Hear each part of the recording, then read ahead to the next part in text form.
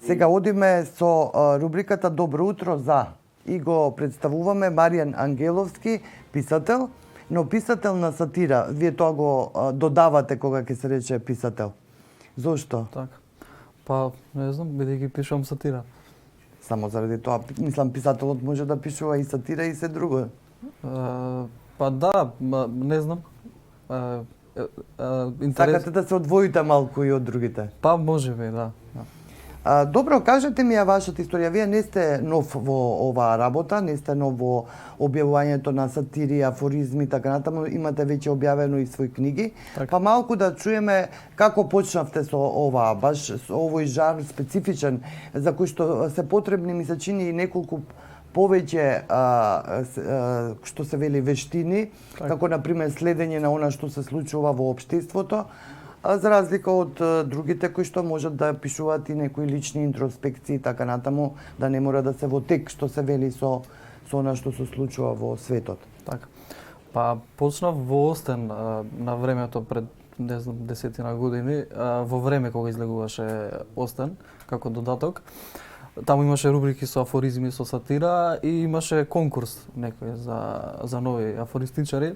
Јас претходно сум пишувал нешто слично и испратив случајно афоризми и ми ги објавија и пак испратив и рубрика ми доделија и така се почнав, се запознав со луѓето. Васло Толевски беше уредник за текст таму.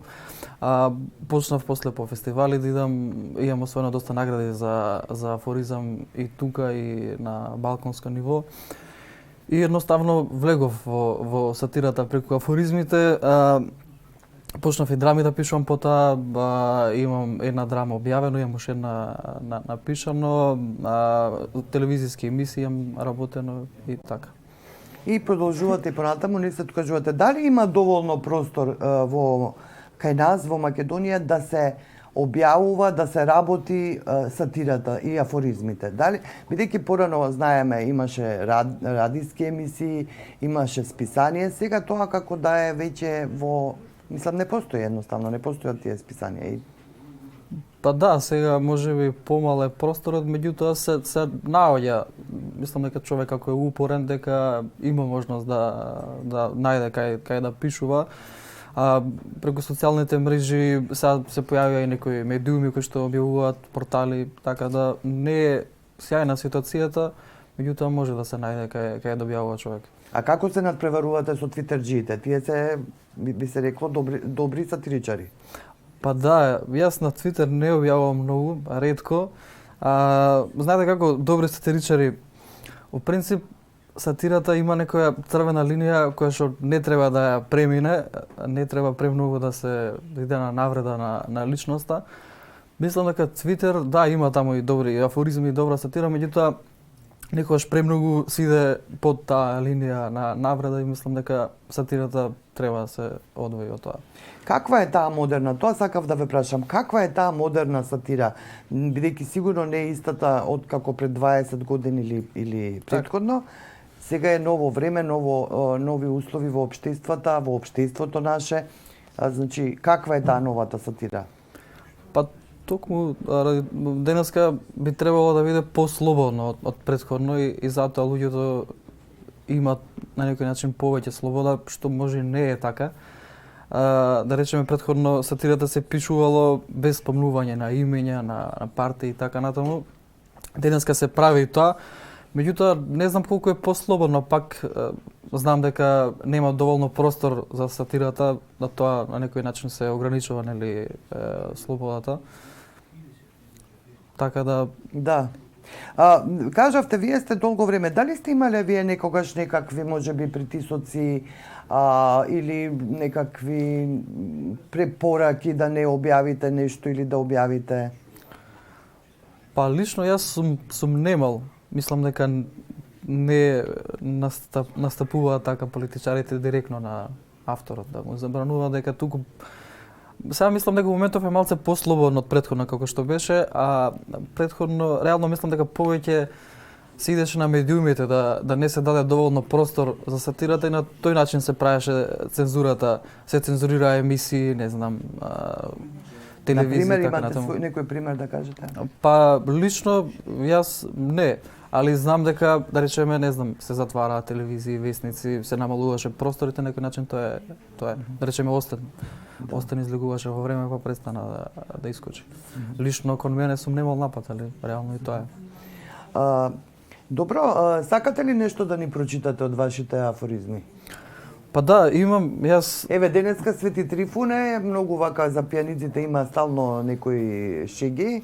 и Свети Валентин. И Свети Валентин, па сега за љубовта и за жените исто така има така разни. Па да, имам јас и за Свети Валентин неколку и за Свети Трифун.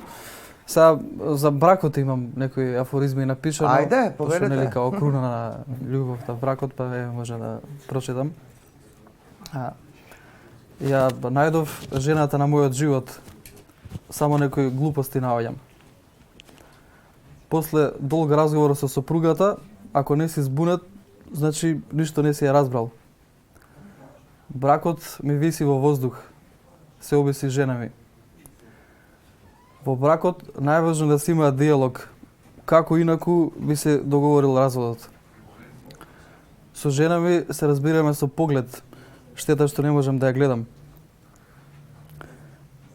Не сакам да ме закопаат со жена ми во иста гробница.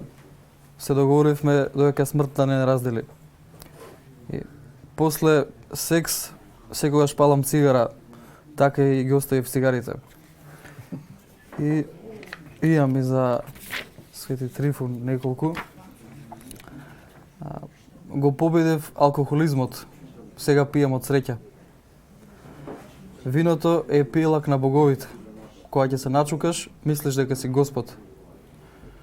Жена ми никогаш ме нема видено пијан. Кога сум пијан, не може да ме гледа.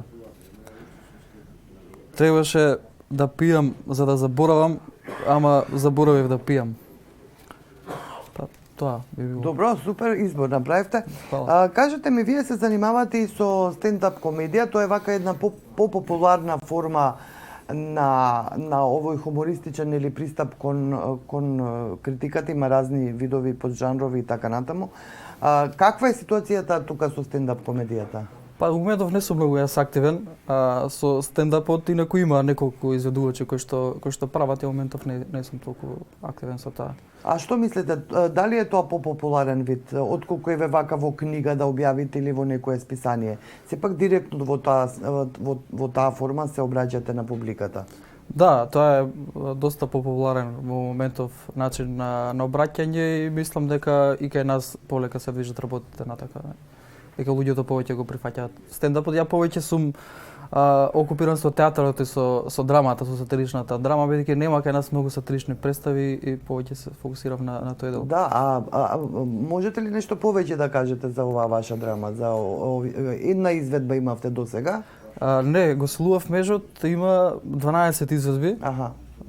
Да, почна као проект во училиштето за театар од игра до представа, таму прв пат почнавме да ја правиме, сега ја работиме као независна група заедно со Одевте низ повеќе градови? Да, ја игравме во Виница, во Штип, ја игравме тука во Скопје, имаме 110 изведби и промоција на книгата имаше.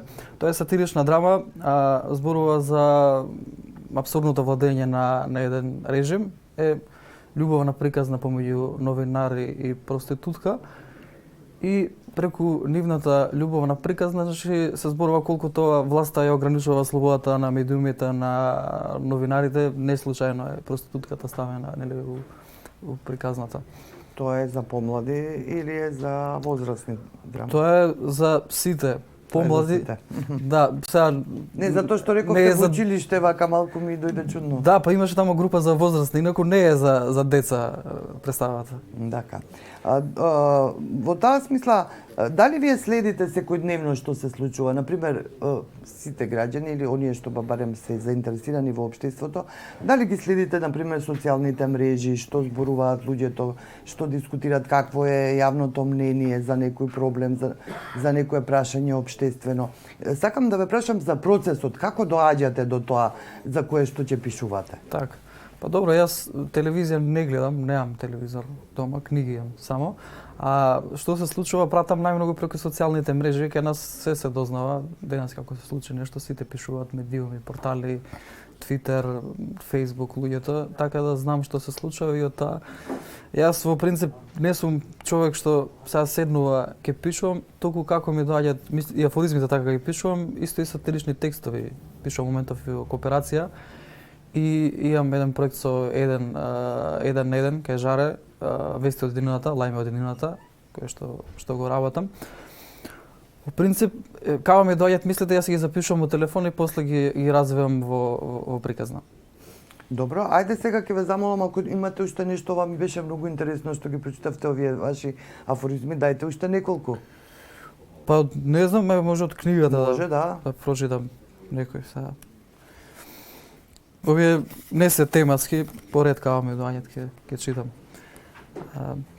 Ако мислите дека елегантно сте пополнети, дебело се лажете.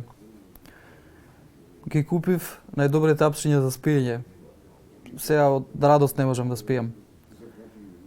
Смрт ми е кога треба да умирам. Заљубен сум во себе. Секогаш се заљубувам во некоја будала. Нема потреба да се гради црква на плоштадот. Народот и онака се крсти кога ќе види плоштадот. Голем дел од оние кои што работат во телевизија би можеле да работат и пред телевизија. Порано не дига на востанија, сега не дигаат на клоци. Јас сум атеист, Господ ми е сведок. Таван сакав да се удавам, слушнав дека водата дава живот. Исусе, откаде да најдам пари за вечера, ако не е тајна? Само што помислив дека сум гладен, премиерот кажа дека нема повеќе гладни во државата. Па, Да, интересно. фала. Маријан, ви благодарам многу што дојдовте во утрински брифинг. Ќе ве прашам на крајот само што ви е следно, што ви е следен проект, имате ли следен проект? Па имам уште една представа која што напишав, сакам да почнеме да ја работиме. Со истата група? Па да, истата група ќе биде, ние сме многу блиски се дружиме и приватно и убава енергија има групата, би сакал со истата група да ја работиме. Конкурирав у Министерството за представата. Па чекате како и сите во културата, што чекате за резултатите? Не, ја прв пат конкурирам, па ќе видиме и да не е одобрат од Министерството, ќе ја работам представата, секој случај ќе ја направиме. Добро, ви благодарам многу уште еднаш